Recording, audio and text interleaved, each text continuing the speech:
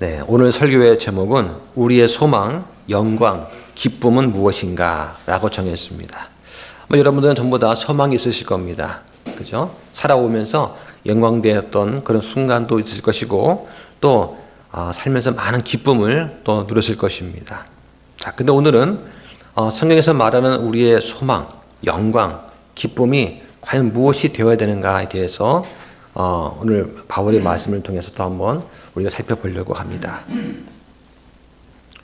데살로니가 교회가 시작된 지 얼마 되지 않아서 바울이 강제로 떠나야만 했습니다.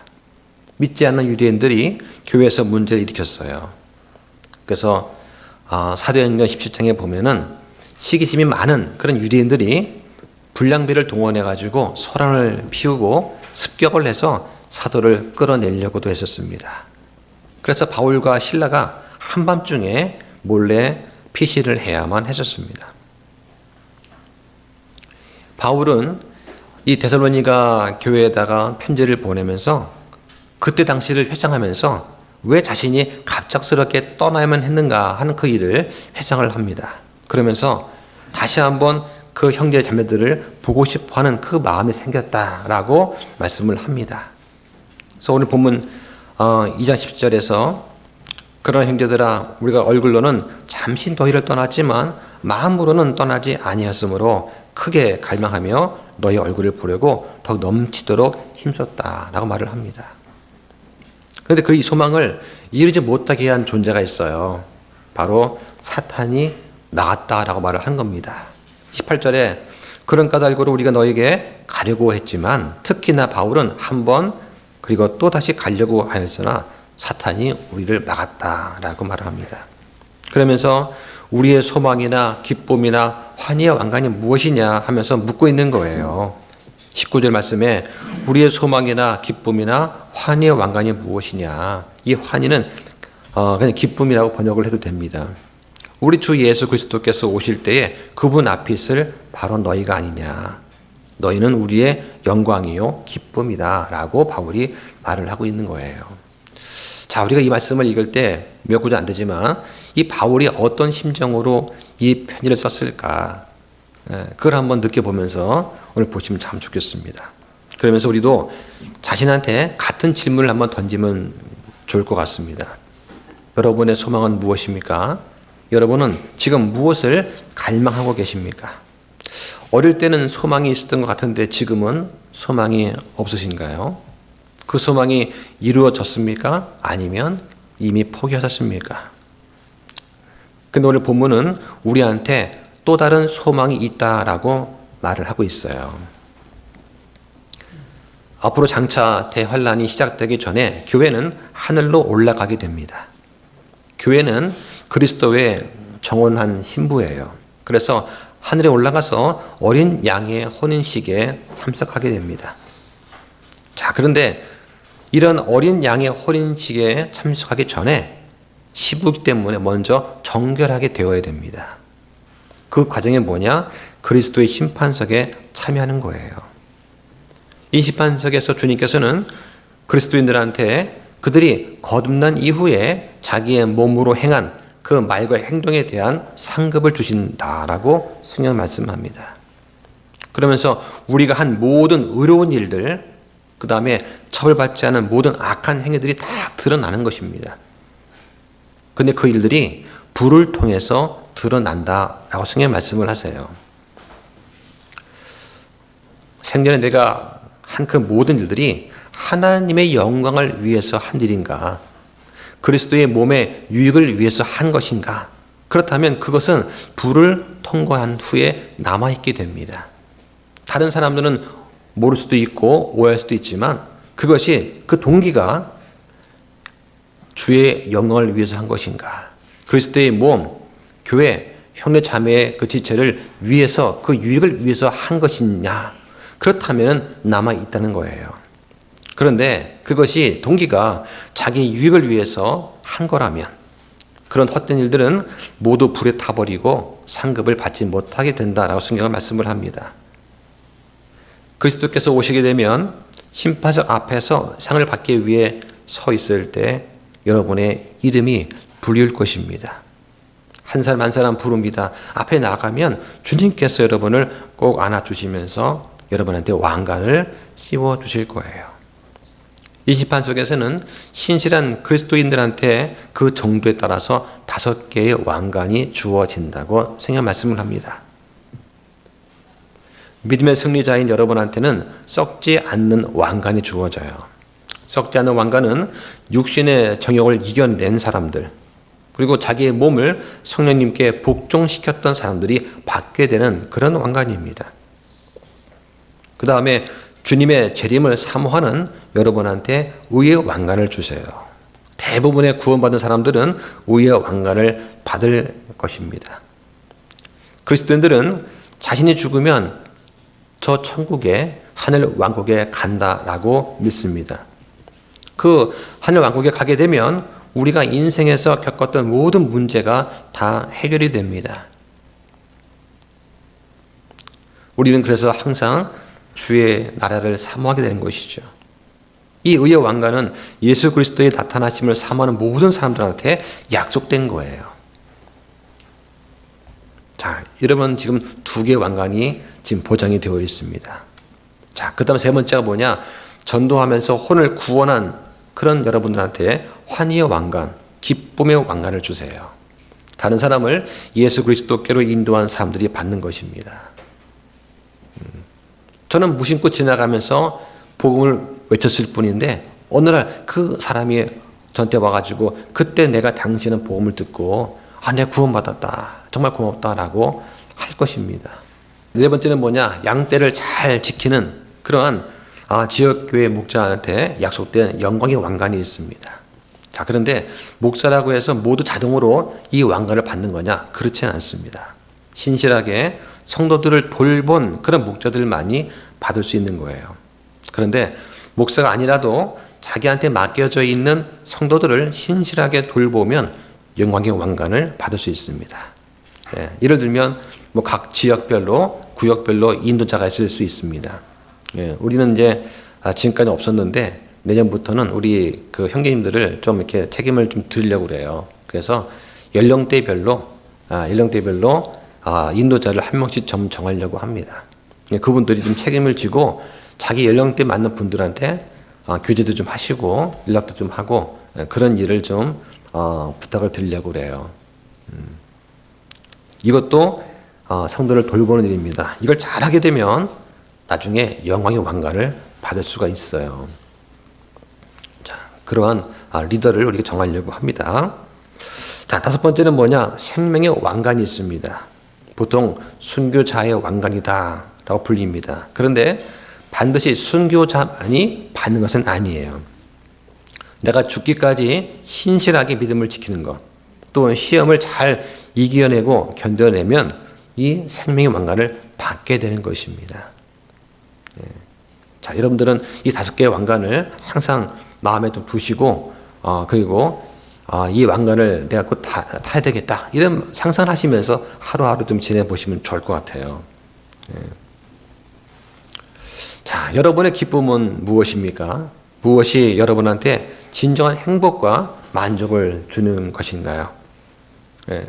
제 어머니는 제가 대학을 졸업하고 학사모를 쓸 때가 가장 기뻤다라고 하시는 거예요.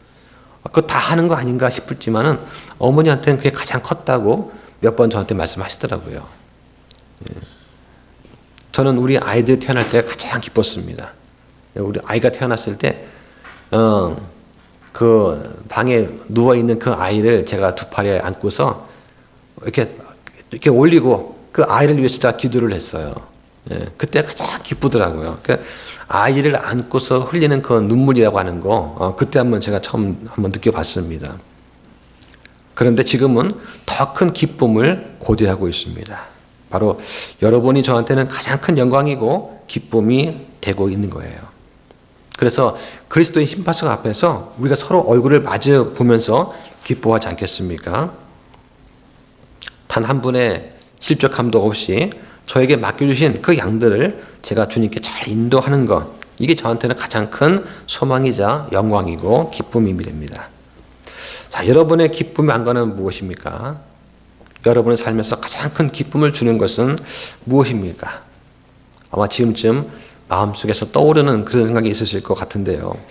자, 근데 과연 우리의 그런 대답이 지금 바울의 대답과 같은 것인가 한번 생각해 보면 좋겠습니다. 우리의 대답이 무엇이 될지 한번 잘 고민하면서 오늘 본문과 바울의 대답을 더 살펴보기를 원합니다. 자, 지금 바울은 이 데살로니가 교회 사람들을 간절하게 보고 싶어하는 그런 소망이 있습니다. 근데 바울은 그들을 떠나야만 했었습니다. 오늘 본문 10절에 형제들아 얼굴로는 잠시 너희를 떠났지만 마음으로는 떠나지 아니하였다. 그래서 크게 갈망하면서 너희 얼굴을 보려고 더욱 넘치도록 힘썼다라고 말을 합니다. 사도행전 17장 10절에 보면 바울이 떠나야만 했던 상황을 기록을 해놨어요. 근데 우리 성경에는 지금 떠났다라고 번역이 되어 있지만 영어 성경에는 이게 수동태로 되어 있는 겁니다. 즉 떠나고 싶어서 떠난 게 아니라 어쩔 수 없이 떠나게 되었다는 거예요. 예, 그걸 한번 생각해 보시면 좋겠습니다. 떠났다는 그 말은 원래 피난길에 부모를 잃어버린 어린 아이처럼 울부짖으면서 엄마를 찾는 그런 심정으로 쓰는 표현이에요. 고아가 되었다는 뜻으로 사용된 표현입니다. 바울은 지금 자신을 고아에 비유하면서 자신이 얼마나 이 데살로니가 교인들을 간절히 그리워하고 보고 싶어 했는가를 지금 편지로 쓰고 있는 것입니다. 아주 고통스러웠던 이별을 뜻하는 그런 단어가 이 떠났다라는 단어예요. 지금 바울이 이방인의 사도로서 지금 전도 여행을 하면서 처음 서신을 기록하는 중입니다. 바울은 복음에 대한 열정도 많았고 사람에 대한 연민과 정도 많았던 그런 인물인 것을 알 수가 있어요. 자, 그런데 바울은 잠깐 그들 곁을 떠났습니다. 정확히 얼마의 기간인지 몰라요. 몇 달인지 몰라도 1년은 넘지는 않았을 것입니다. 바울은 이 사람들의 얼굴을 보기 위해서 더욱 힘썼다, 애썼다라고 말을 합니다. 지금처럼 카톡이 있는 것도 아니고 편지를 한번 쓰면 답장 올 때까지 몇 날 며칠 걸릴지도 모르는 그러한 편지를 썼습니다. 정말 하고 싶은 말을 압축해서 꼭 필요한 말만 썼을 것입니다. 그게 보고 싶다는 그런 단어였어요. 그들을 보고자 하는 이 갈망이 이 편지 속에 반복적으로 강조되어 있습니다. 바울이 그 사람들을 어쩔 수 없이 떠나야만 했던 그런 상황 때문에 이 바울의 갈망이 더욱더 커진 상태입니다. 내가 떠났지만 그것은 떠나고 싶어 떠난 게 아니다. 어쩔 수 없었다. 나를 좀 이해해다오 하면서 이 바울이 지금 편지를 쓰고 있는 거예요. 자, 근데 무엇이 바울을 그토록 떠나도록 방해했나? 성경은 분명히 말씀하고 있습니다. 바울은 2번 그들한테 오고 싶어 했어요. 오늘 보면 18절에 보니까 그런 까닭으로 우리가 너에게 가려 하였으나 특히 나 바울은 한 번 그리고 또다시 가려고 했지만 사탄이 막았다라고 말을 하는 거예요. 실라와 디모데가 바울과 함께 아테네로 간 다음에 베레아에 머물게 되었습니다. 그때 믿지 않는 유대인들 박해가 너무나 심해서 바울은 실라와 디모데만 남겨두고 떠나야만 했어요. 디모데는 이 바울의 지시를 받고 데살로니가 사람들을 방문을 하고 편지를 전해주면서 소식을 알려주었습니다. 자, 바울은 한 번 그리고 또다시 가려고 했습니다. 그처럼 간절했지만 그는 방해를 받았어요. 이 방해한 자가 누구냐? 바로 사탄이었습니다. 바울의 동료를 박해한 것도 사탄이었습니다. 먼저 바울의 일행을 괴롭힌 것은 믿지 않는 유대인들이었죠. 그들은 마귀의 하수인이었습니다. 그들은 계속해서 바울 일행을 따라갔어요. 사도행전 17장 5절에 처음에 데살로니가에서 핍박을 합니다. 13절에 베레아까지 쫓아옵니다. 그리고 14장 19절에 보니까 안디옥과 이고니움까지 쫓아와서 바울을 돌로 쳐서 죽이려고 했어요. 예. 바울이 죽은 걸로 착각하고는 떠날 정도였습니다. 이런 유대인들의 끈질긴 그 방해 이외에도 또 다른 의미가 있어요. 바로 바울의 몸에는 질병이 있었습니다. 이 질병을 갖다 바울은 사탄의 사자, 육체의 가시라고 불렀습니다. 이게 바울을 또 방해했습니다. 한번 찾아볼까요? 고린도 후서 보시죠. 12장 7절부터 10절까지 한번 보겠습니다. 바울이 말하는 육체의 가시, 사탄의 사자가 뭐냐? 자, 거기 고린도 후서 12장 7절에 보니까 계시들이 넘침으로 말미암아 내가 분량 이상으로 높여지지 않게 하시려고 주께서 내게 육체 안에 가시 곧 사탄의 사자를 주사 나를 치게 하셨으니 이것은 내가 분량 이상으로 높여지지 않게 하려 하심이라. 일로 인해 그것이 내게서 떠나도록 내가 주께 3번 간청하였더니 그분께서 내게 이르시되 내 은혜가 네게 족하도다.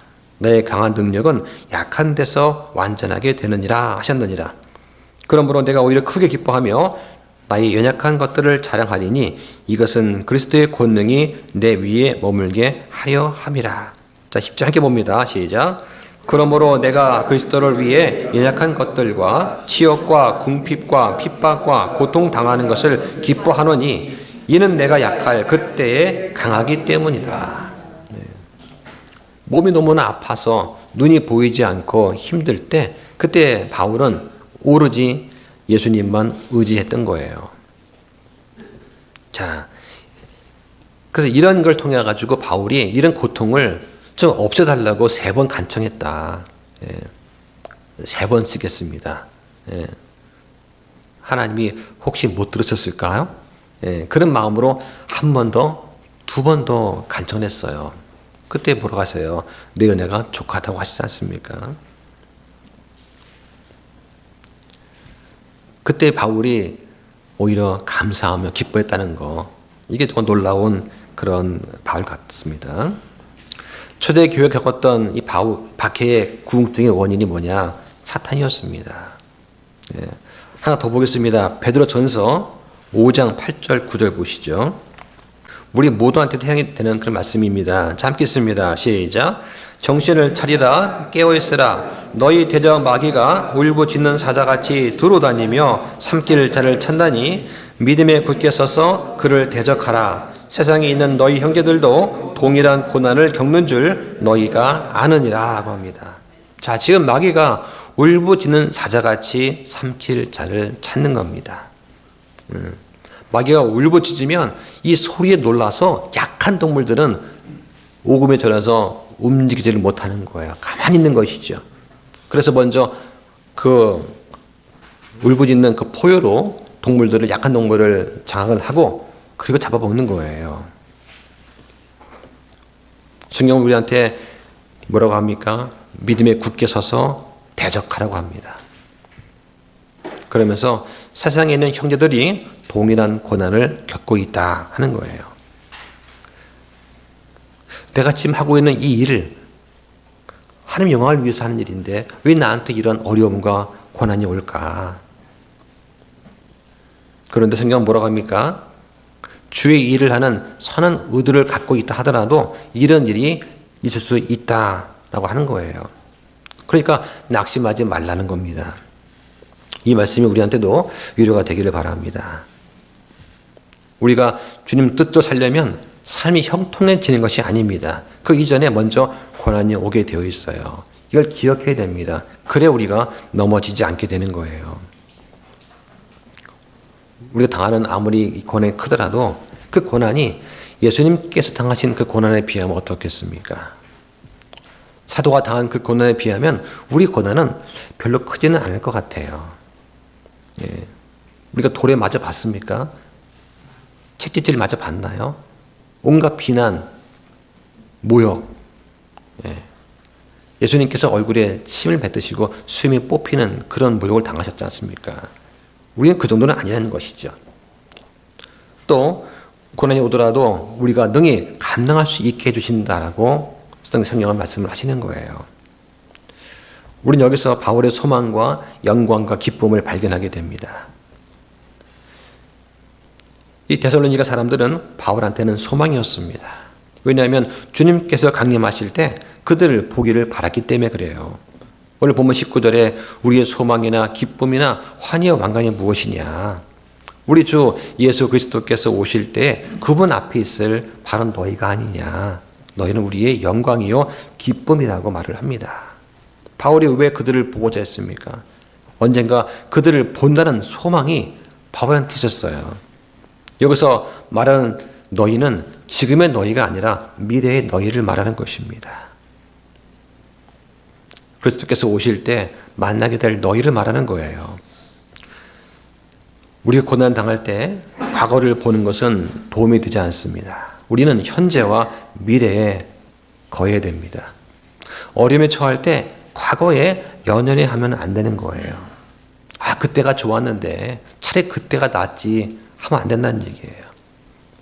결혼생활 힘들다고 해서 아, 차라리 그때가 나았지 하면서 결혼생활 후회하면 안 된다는 겁니다. 출애굽했으면 가나안을 향해서 가야 되는 거예요. 어려움에서도 전진해야 됩니다. 그런데 자꾸만 과거 이집트에서 생활하던 편하게 안 좋아하던 걸 생각하면 안 되는 겁니다. 아, 그때 내가 고기도 먹고 양파도 먹고 마늘도 먹었지 않나? 아, 지금 뭐야? 광야에서 모래바람과 물밖에 없지 않나? 만나밖에 없지 않나? 불평하면 안 된다는 거예요.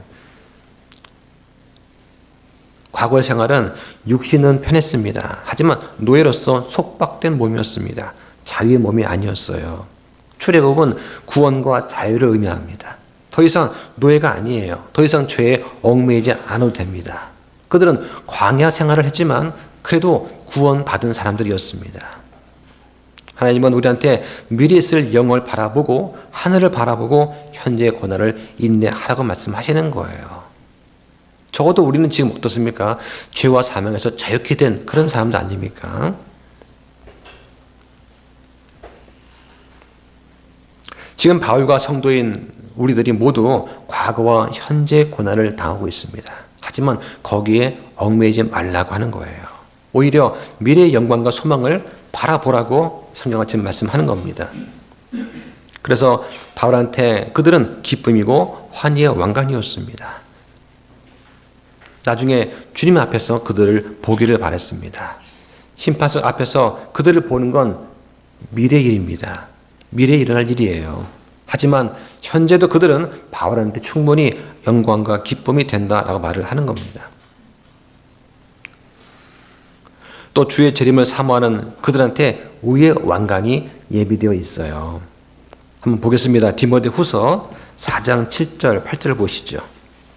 자, 7절에 보니까 내가 선한 싸움을 싸우고 나의 달려갈 길을 끝마치고 믿음을 지켰으므로 이후로는 나를 위해 의의 왕관이 예비되어 있나니 주 곧 의로우신 심판자께서 그날에 그것을 내게 주실 것이요 내게만 아니라 그분의 나타나심을 사랑하는 모든 자들에게도 주시리라고 말씀을 하시는 겁니다. 이렇게 바울의 소망과 영광과 기쁨은 그리스도 안에 있는 그의 형제들, 특히 바울이 직접 가르치고 주님께 인도한 그 형제들한테 있었어요. 바울은 이 사람들뿐만 아니라 다른 사람들도 마찬가지였습니다. 빌립보서 4장 1절 한번 보실까요? 자, 빌립보서 4장 1절 보시죠. 그러므로 극진히 사랑하고 사모하는 나의 형제들 곧 나의 기쁨이요 왕관인 나의 극진히 사랑하는 자들아 이와 같이 주 안에 굳게 서라. 여기서 이와 같이라는 말이 뭐냐? 지금 상황이 어렵고 힘이 듭니다. 경리적으로 어렵습니다. 핍박이 있습니다. 박해가 있어요. 하지만 그 상황을 염두에 두고 하는 말이에요. 이와 같이 굳게 서라. 굳게 서라는 말은 뭐냐? 전쟁 중에서 병사가 자기의 초소를 지켜야 됩니다. 그러면 총알이 빗발치더라도 자기의 초소에서 벗어나지 않고 그 초소를 굳게 지키고 있는 그 모습을 굳게 서라고 하는 거예요. 이것은 항상 우리가 주님과 동행할 때만 가능한 거예요. 주님께서 오실 때 바울은 얼마나 가슴 벅차오르는 그런 기쁨을 느낄까요? 주님이 부르십니다. 그럼 바로 올라갔습니다. 예수님, 접니다. 저 바울이에요. 아, 그때 다마스쿠스 가는 길에서 저를 부르셨지 않습니까? 제가 주님 명령대로 신실하게 이방인의 사도가 되어서 사람들을 그리스도께 인도했습니다. 여기 보십시오. 여기 이 사람들이 저의 기쁨이 되고 영광이 되는 사람들입니다. 하고 바울이 고백하지 않겠습니까? 자, 여러분들도 물을 거예요. 그러면 주님 저 아무개입니다. 저 아시지 않습니까?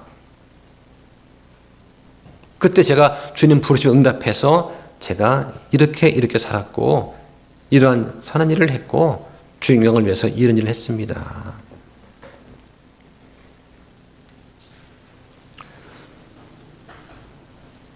바울한테는 소망이 있었습니다. 그 소망이 뭐냐? 고린도후서 1장 14절에 주 예수님의 날에 너희가 우리의 기쁨이 되는 것 같이 우리도 너희의 기쁨이 되는 것이다. 심판석 앞에서 우리가 함께 모이지 않겠습니까? 그러면 우리 같은 교회 멤버들이었습니다. 저분이 우리 형제님이에요. 저분이 우리 자매님이었습니다. 하지 않겠어요? 바울은 지금 자신이 가르친 그 사람들한테 서로가 기쁨의 원천이 된다라고 말을 하는 거예요. 자, 그럼 우리는 어떤 사람이 되어야 될까 한번 좀 생각해 보면 좋겠습니다. 우리의 소망과 영광과 기쁨은 무엇이 될까요? 소위 종교 생활을 하는 일부 기독교인들이 있습니다. 교회는 다니지만은 그리스도를 온전히 영접하지 않은 사람들도 있습니다. 그냥 교회 문턱만 받는 사람도 있어요. 그들한테는 그들의 소망과 영광 기쁨이 뭐냐? 첫째는 그들의 소유물이 그들의 소망일 수 있습니다. 그들은 물질적인 것을 얻는데 소망을 둘 수 있어요. 지갑이 두꺼워지기를 바라는 것입니다. 교회에 들어오면 지갑이 얇아져야 되는데 교회 오면서 지갑을 두껍게 하려고 하는 거예요. 교회 와서 사람들 만나면서 교제하면서 자기 사업 얘기를 하고 사업을 더 펼치기 위한 작업을 하는 것이죠. 그들의 영광은 그들이 가진 거에 있습니다. 재산을 자랑합니다. 아파트가 몇 채니, 지금 주식이 어떻게 됐다느니 이런 말을 하는 거예요. 자, 그런데 그런 이야기를 옆에 있는 가난한 형제한테 하면 되겠습니까? 안 되잖아요. 또 그들의 기쁨은 그런 것들을 가져다 주는 그런 즐거움에 있어요. 가진 자가 더 가지려고 애착을 둡니다. 근데 그런 것들은 부패하기 쉽습니다. 도난당하기 쉽습니다. 무엇보다 우리를 주님에게서 멀어지게 만들어요. 그러므로 소유물을 우리의 소망과 영광과 기쁨을 삼는 것은 어리석은 일입니다. 한번 보겠습니다. 마태복음 6장 보시죠. 마태복음 6장 19절부터 21절까지 보겠습니다. 19절에 너희 자신을 위해 보물을 땅에 쌓아두지 말라. 거기서는 좀과 녹이 부패시키며 거기서는 도둑들이 뚫고 훔치느니라. 오히려 너희 자신을 위해 보물을 하늘에 쌓아두라. 거기서는 좀과 녹이 부패시키지 못하며 거기서는 도둑들이 뚫지도 훔치지도 못하느니라.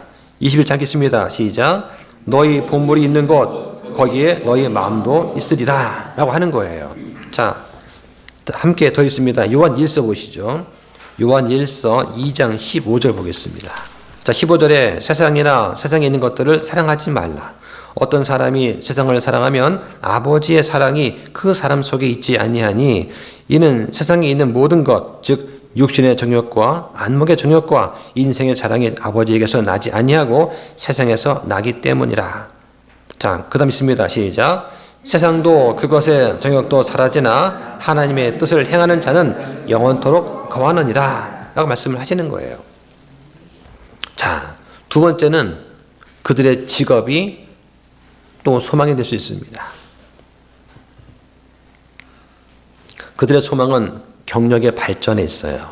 내가 승전을 위해서라면 물불을 가리지 않는 사람들입니다.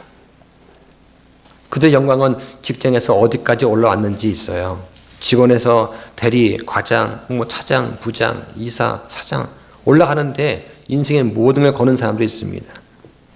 교회 와서 내가 지금 부장인데 이번에 이사 승진해야 되는데 이런 얘기를 가지고 막 얘기하는 거 그 별로 이렇게 덕이 되는 얘기가 아닙니다. 그들의 기쁨은 그들이 얻은 돈과 권력과 명성에 있어요. 자, 그런데 우리 가지고 있는 직업 이런 것들은 일시적인 것입니다. 요즘에 어떻습니까? 구조조정이 아주 참 잦아졌어요. AI가 발달했습니다.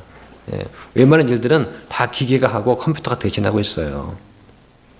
직원에 대한 그 회사의 충성도 옛날 같지가 않습니다. 언젠가는 이 직업이란 것도 다 없어지는 것입니다. 자, 한번 보실까요? 베드로후서 3장 10절 보시죠.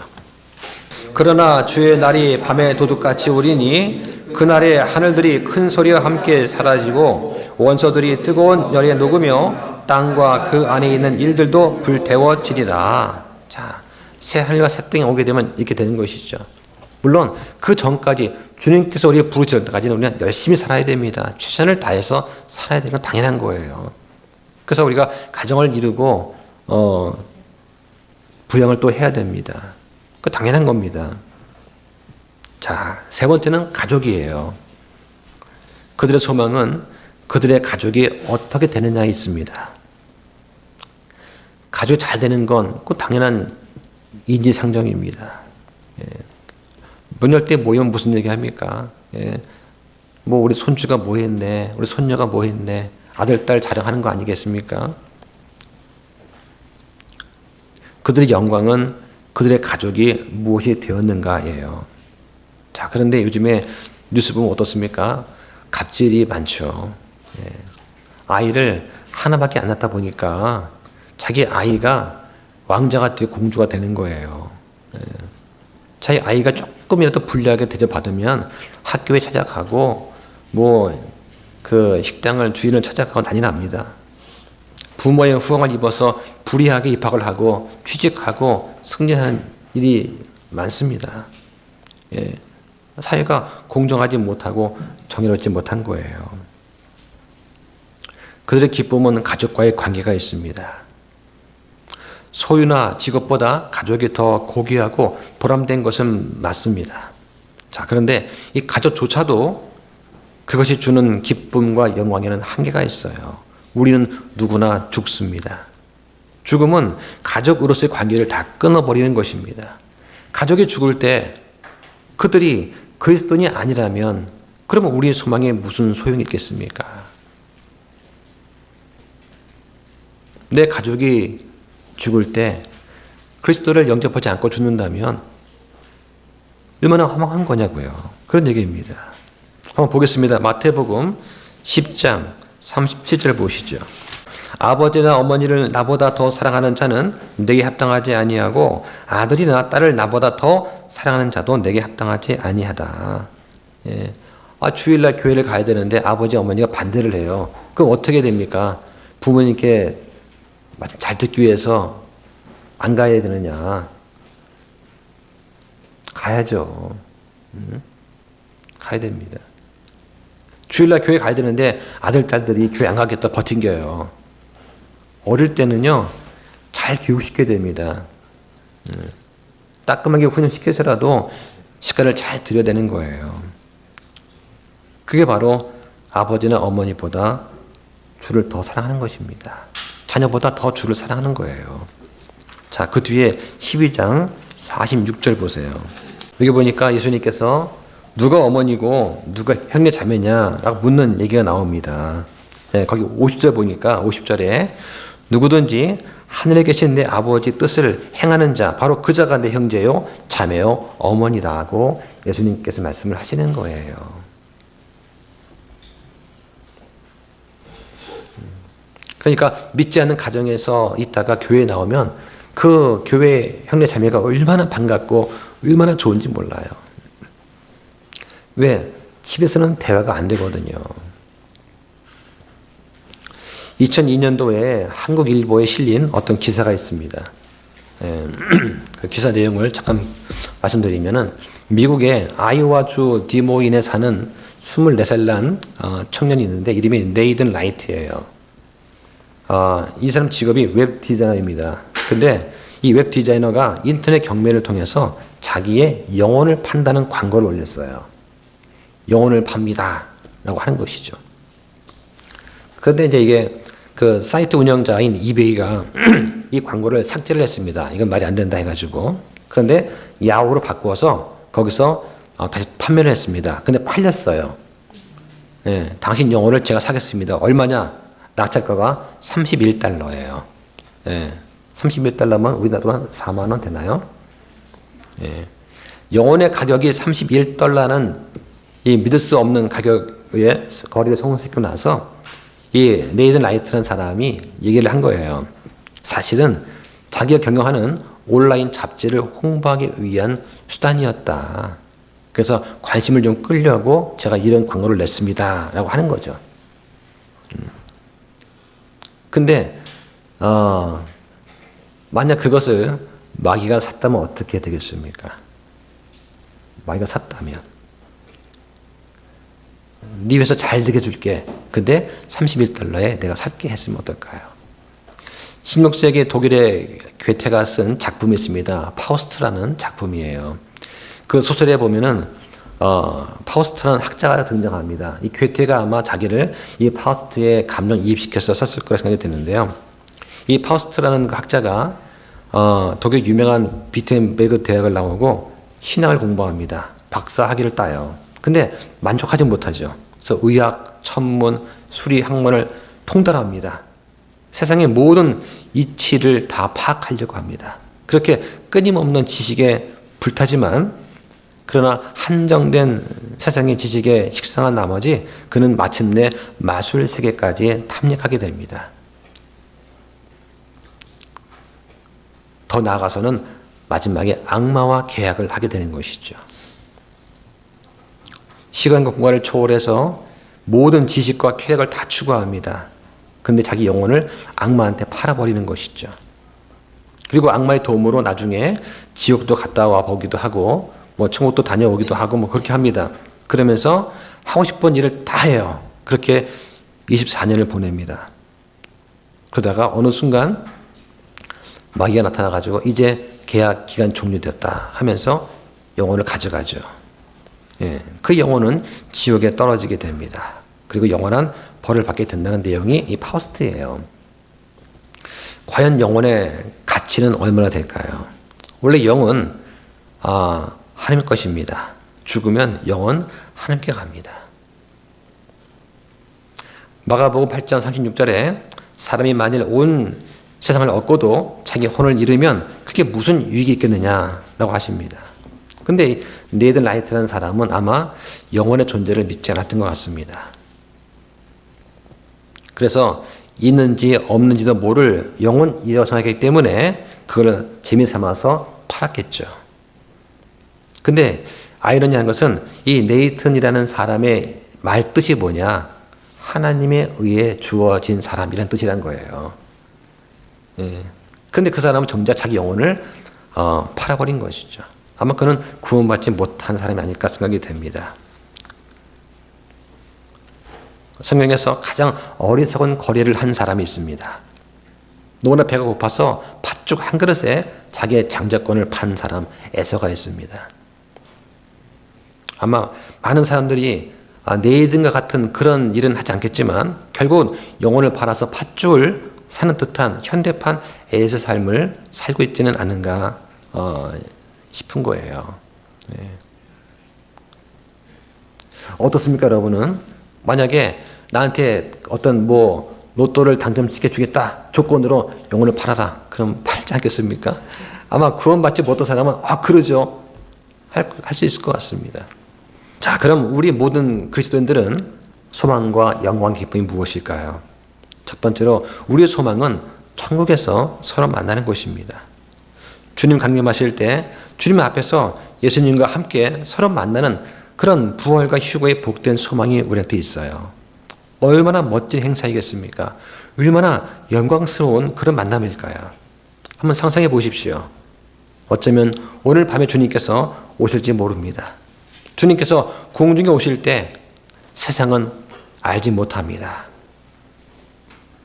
세상에 모르는 사이에 비밀리 오세요. 오직 믿는 사람한테만 오십니다. 군대 면회 가면은 아무리 비슷하게 생긴 군인이 많더라도 면회하러 오신 부모는 자식을 금방 알아봅니다. 저게 우리 아들 온다. 알죠. 주님 오실 때 우리 한 사람 한 사람을 주님은 다 알아보십니다. 이름을 부르세요. 이름 부르시는 겁니다. 종원아, 올라와라. 막 부르시는 거예요. 어서 올라오라고 우리한테 외치시는 거예요. 올라가면 어떻습니까? 그 순간에 우리는 이 땅의 모든 일은 다 잊어버립니다. 오직 주님만 향해서 나아가는 거예요. 둘째로 우리 영광은 주님 앞에서 서로 만나는 것입니다. 지금은 신실하게 주를 섬길 때입니다. 열심히 일할 때예요. 그러다가 주님께서 오실 때 우리는 예수님과 함께 영광을 받게 되는 것입니다. 한번 보겠습니다. 데살로니가 후서 1장 10절 보시죠. 1장 10절에 보면 그날에 그분께서 오셔서 자신의 성도들 가운데서 영광을 받으시고 믿는 모든 자들 가운데서 칭송을 받으시리니 이는 너희가 우리의 증언을 너희 가운데서 믿었기 때문이라. 그러므로 우리도 항상 너희를 위해 기도하되 우리 하나님께서 너희를 이 부르심에 합당한 자로 여기실 것과 자신의 선하심의 모든 선한 기쁨을 청취하시고 믿음의 일을 권능으로 성취하실 것을 기도하노니. 잡겠습니다. 이것은 우리 하나님과 주 예수 그리스도의 은혜에 따라 우리 주 예수 그리스도의 이름이 너희 안에서 영광을 받으시고 너희가 그분 안에서 영광을 받게 하려 함이라. 자, 이게 우리 영광이 되어야 되는 겁니다.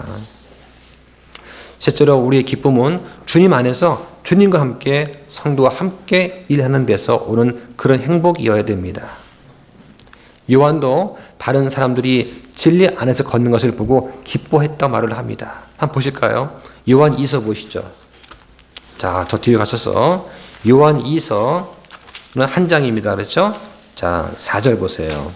내 자녀들 중에 우리가 아버지께 명령을 받은 대로 진리 안에서 걷는 자들이 있음을 내가 보고 크게 기뻐하였노라 합니다. 자, 한 넘기셔서 3서 보시죠. 다음 장에 자 3절과 4절도 봅니다. 함께 읽습니다. 시작. 형제들이 와서 내 안에 있는 진리에 대해 증언하되 내가 진리 안에서 걷는다고 증언하므로 내가 크게 기뻐하였노라. 내게는 내 자녀들이 진리 안에서 걷는다는 것을 듣는 것보다 더 큰 기쁨이 없도다 합니다. 예. 학교에서 전화가 와요. 아, 선생님이세요? 아, 누구 학부모님이시죠? 아이고, 우리 누구가 정말 잘하고 있습니다. 얼마나 기쁜가요? 그죠? 요한도 그런 것 때문에 기뻐했다. 바울도 이 데살로니가 교인들의 신실함을 들었을 때 기뻐했어요. 지금 바울이 그런 마음으로 말하고 있는 거예요. 자, 말씀을 정리하겠습니다. 자, 우리의 소망과 영광, 기쁨, 이것은 영원한 것에 있어야 됩니다. 안 그러면 우리는 실명하게 될 것입니다.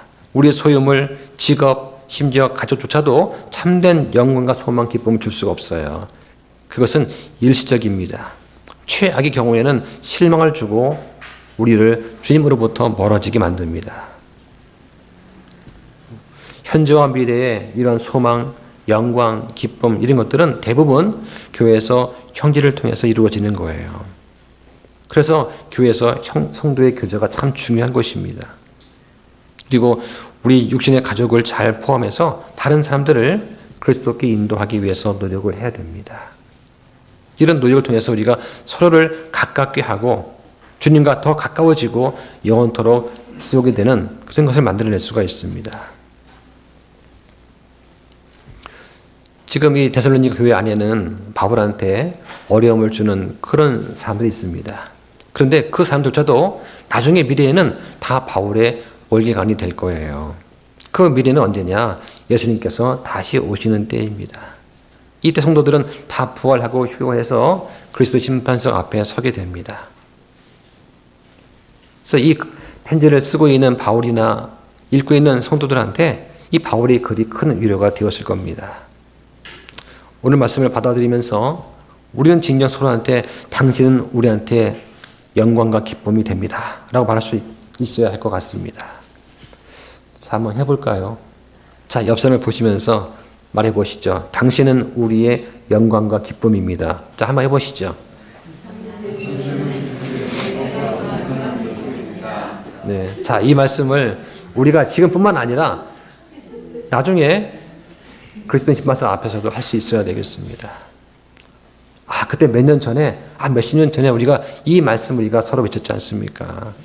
지금 우리 함께 주님 앞에 와 있으니까 정말 우리는 서로한테 영광이 되고 기쁨이 된다라고 우리는 말할 수 있어야 되겠습니다.